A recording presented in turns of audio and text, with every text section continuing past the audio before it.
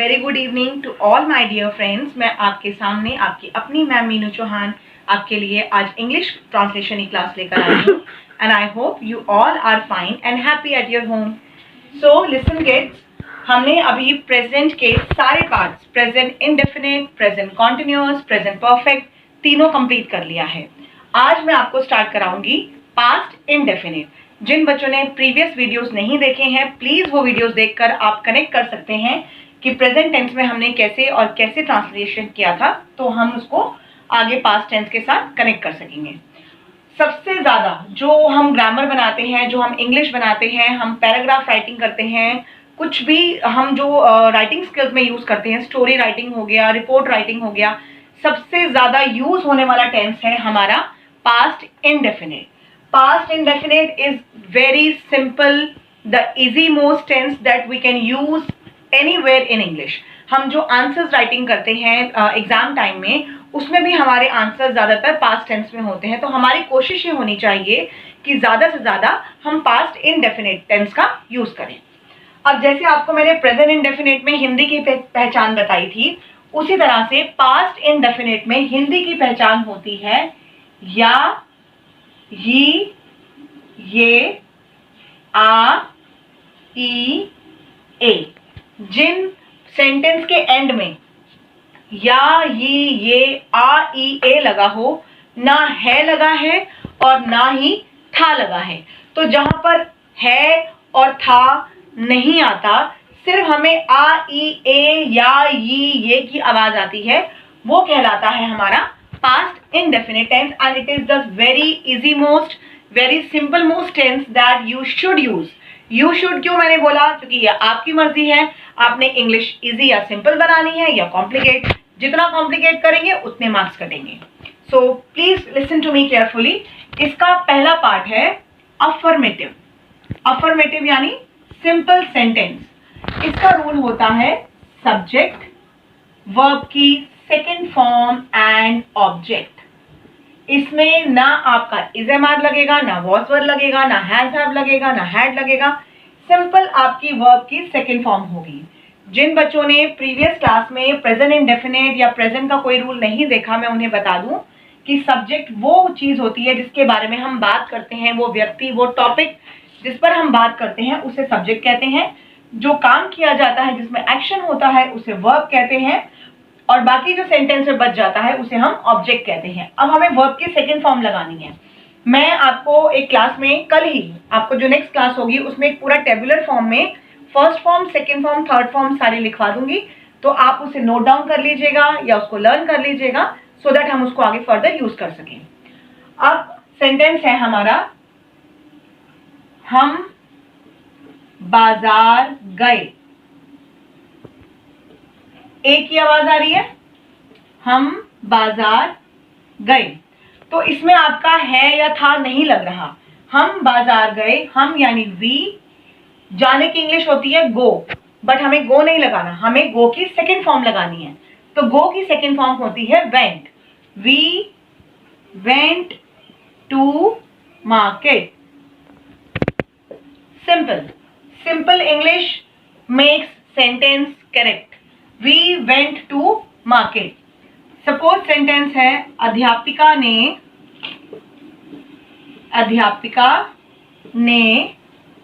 बच्चों को पढ़ाया। आ की आवाज आ गई, सेंटेंस खत्म हो गया। अध्यापिका ने बच्चों को पढ़ाया, तो अध्यापिका के लिए आप क्या लगाओगे? टीचर। टीचर, पढ़ाने की इंग्लिश होती है टीच, तो टीच की सेकेंड फॉर्म हम लगाएंगे, that is taught. Teacher taught the students. ये हो गया हमारा पास्ट इंडेफिनिट का रूल। सब्जेक्ट, वर्ब की सेकेंड फॉर्म एंड ऑब्जेक्ट, ये है अफर्मेटिव का rule. Teacher taught the students. The third is, वह घर आया। वह हमारे घर आया। आ की आवाज आ गई, वह हमारे घर आया। तो वह में हम लगाएंगे ही। कम की English came, he came to our house. तो ये बन गई इंग्लिश, वह हमारे घर आया, he came to our house. This is affirmative, very simple rule. Subject, verb की सेकेंड फॉर्म एंड ऑब्जेक्ट। इसके अकॉर्डिंग आपने सब जगह सिर्फ सेकेंड फॉर्म लगानी है। गो का वेंट, टीच का टॉट, कम का केम। तो आपके इंग्लिश के रूल्स बहुत इजी हो जाते हैं। अब अफर्मेटिव के बाद मैं आपको बताऊंगी इंटेरोगेटिव का रूल।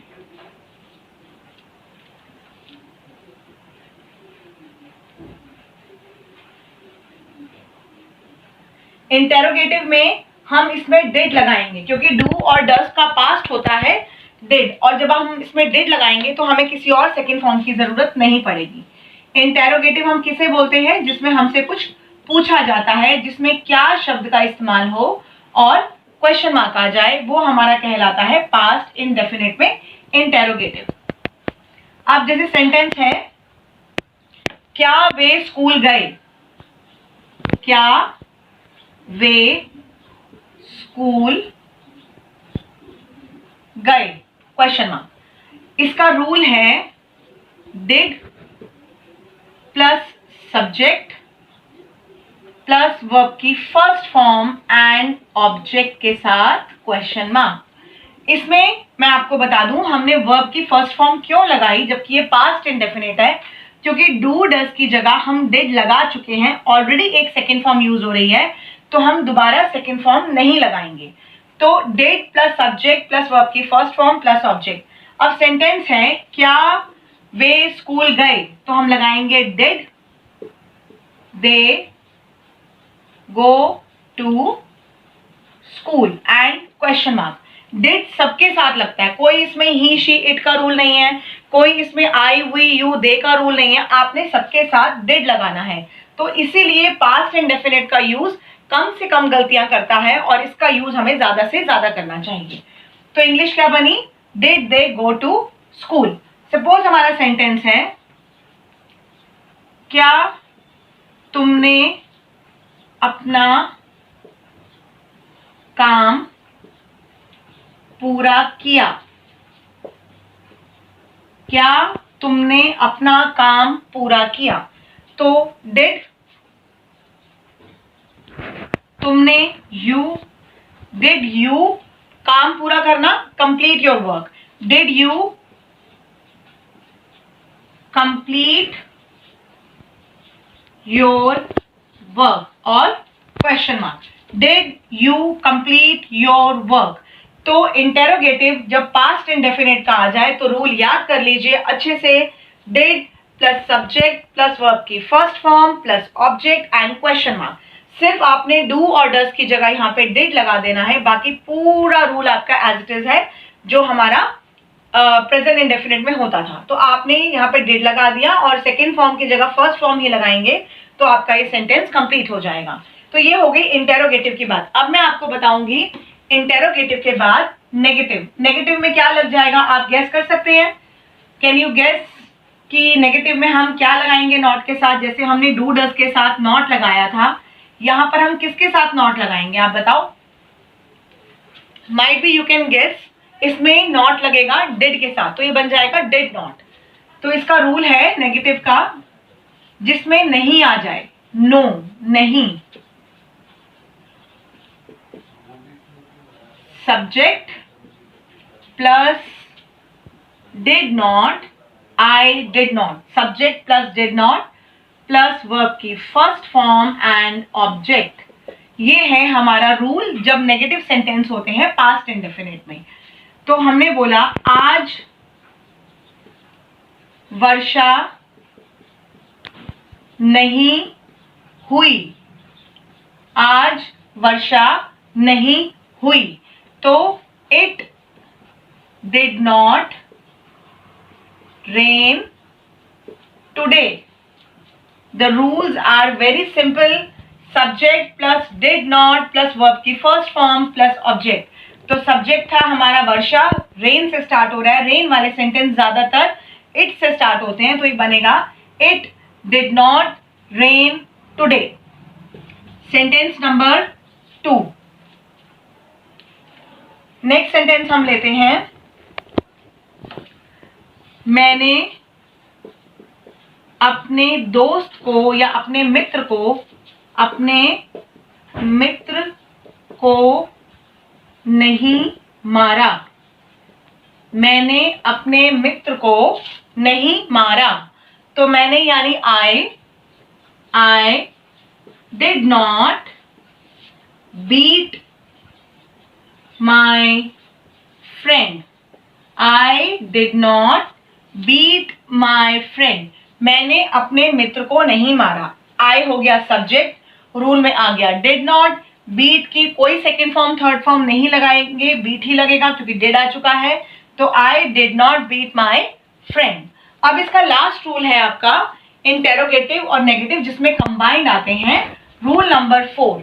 अगर आप इसकी प्रैक्टिस करना चाहते हैं बहुत अच्छे से, तो आप अपना कोई भी एक topic, suppose I went to the market या I went to cinema hall, तो आप कुछ भी ऐसा एक स्टोरी फॉर्म में लेकर, एक डायरी एंट्री फॉर्म में लेकर, या very easy topic how did I celebrate my birthday, कि आपने अपना बर्थडे कैसे किया, उस पर लिखकर आप एक पूरा पास्ट टेंस में पैराग्राफ बना सकते हैं जिसमें सिर्फ सेकंड फॉर्म यूज होगी। And these are the very easiest paragraph. How I celebrated my birthday, how I celebrated Diwali या होली, कुछ भी लेकर प्रैक्टिस के लिए आप पूरा एक पैराग्राफ पास्ट इंडेफिनिट में लिख सकते हैं। अब इसका रूल नंबर 4 है, जिसमें क्या और नहीं दोनों पूछा जाएगा। तो इसमें डिड भी लगेगा और नॉट भी। तो सब्जेक्ट से पहले did plus subject plus not plus verb की first form, then object and question mark. सब में वर्ब की फर्स्ट फॉर्म आती है पास्ट इंडेफिनिट में, सिर्फ अफर्मेटिव में सेकंड फॉर्म आती है क्योंकि उसमें हमारा डिड नहीं लगता। अब जैसे सेंटेंस है, क्या हम सब आज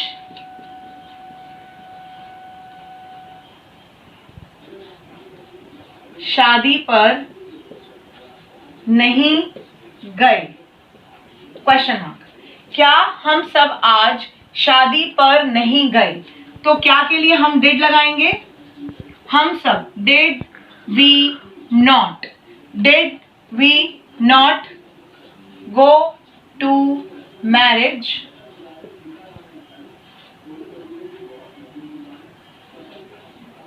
today and question mark. Did we not go to marriage today, did के साथ नॉट लग गया, बाकी सिंपल सेंटेंस है। सब्जेक्ट की जगह हमने वी लगा दिया और ऑब्जेक्ट आ गया हमारा मैरिज।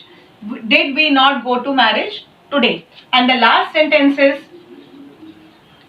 क्या, मेरा फेवरेट सेंटेंस, क्या बंदर पेड़ पर नहीं चढ़ा, क्वेश्चन मार्क। तो इसमें क्या बनेगा, did monkey not climb the tree, question mark. तो did monkey not climb the tree, did लग गया क्योंकि क्या है, नॉट लग गया क्योंकि नहीं है। तो दोनों चीजें जब एक साथ आ जाती हैं तो इंटेरोगेटिव और नेगेटिव का सेंटेंस बनता है, और उसका रूल मैंने आपको बता दिया, did plus subject plus not plus verb की फर्स्ट फॉर्म एंड ऑब्जेक्ट के साथ क्वेश्चन मार्क। तो ये जो मैंने आज आपको चीजें बताई हैं पास्ट इंडेफिनिट की, these are very easy to understand and मैं आपको बार बार बता रही हूँ ये सबसे ज्यादा यूज होने वाला टेंस है। तो प्लीज इसकी प्रैक्टिस कीजिए। Don't forget to practise your English.